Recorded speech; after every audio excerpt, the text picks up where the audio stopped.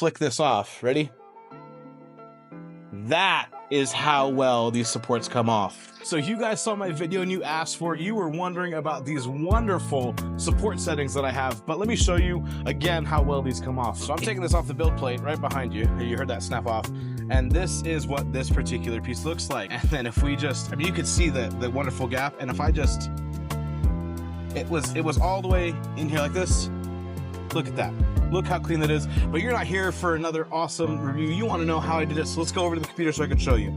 Okay, so we're over here in Orca Slicer. So as you guys can see here, that this is the profile of everything that I have here. This is everything that I just printed. These are the eye holes that I printed for Deadpool. So under the support settings, I have enable supports, obviously. Now I do manual normal because I know where I want to put the supports.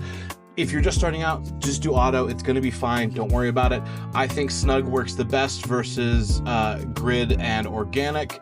But like, here's the deal. If people are out there telling you that tree supports are better than normal supports, or normal supports are better than tree or organic, all that jazz, if somebody is telling you that one support is the ultimate support, kindly tell them to go kiss themselves.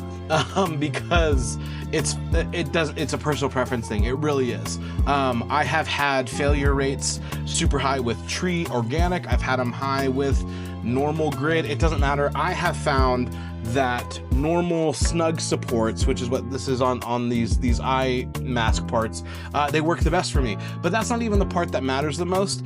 I do build plate only.